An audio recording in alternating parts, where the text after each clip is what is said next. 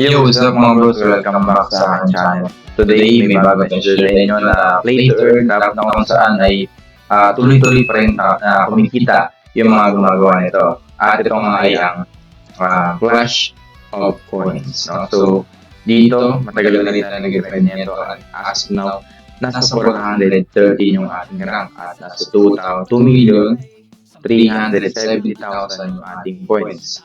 Hindi ganun siya kataas dahil hindi naman tayo masyadong nag-grind nito. Pero ito lang madalas yung gagawin dito every season. No? Kailangan nyo makapag-accumulate ng active days na 15 days or higit pa. Para included kayo sa kanilang pamigay na OB o OWB token. So, may may price niyo and isiswap nyo lang siya sa USDT. So, ganun lang. Kaya, possible pa rin kayo dito kumita ng pera. So, ganun siya guys. And as of now, meron silang whites dito. And ito, may 1 million itong prize pool or airdrop token. So, yung palalampasin ng bagay nito, copy lang natin ito, then ilalagay ko sa description box at sa comment section ang link. So, paano nga ba ito lagay guys? So, napakadali lang nito. No? Magka-capture lang kayo ng mga area. Yung tulad nito, capture 25 lands. So, madali lang yan. And destroy 10 towers. Gagawin lang natin yung mga mission yan everyday. And dito naman sa upper left corner, open treasure. Dito sa baba may quest. At ito pwede na itong gawin. Napakadali lang din naman na ito. Yan.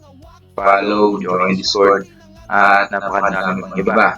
So, dito nyo makukuha yung ibang points na magiging way para makatanggap kayo ng airdrop nitong COC or Clash of Coins. So, ganyan lang siya. Lalagyan nyo lang ng mga towers, ganyan, healer, and yan. So, para naman sumugod or umatak sa mga kalaban, ito yun. Ito lang yun. Ganyan, mag-build kayo nitong tawag dito. Basta ito, yung pang long range. Tapos ito healer. Ito tower ng turret, ganyan, turret. Ito kasi maganda pang long range. Yan. Tapos ito, upgrade natin para mas malakas. Yan. So dito meron tayong dinodoy na spawn ng virus. Pwede kayo mag-join dito. At may reward din yan or mas mataas na points para sa Season 3. So, yun guys, ganito lang siya kadali, no? Pero kailangan mo siyang i-grind everyday. Hindi naman siya pag-consume ng napakahabang oras, no? Kahit bigyan nyo lang ng 10 to 20 minutes, okay na yun. So, dapat ito madalagdagan yung mga points dito. Magagawa yung task.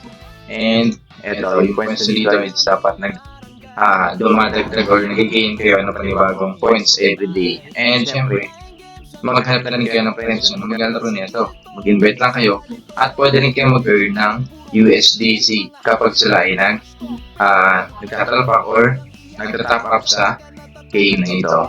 So, yun lang guys, no?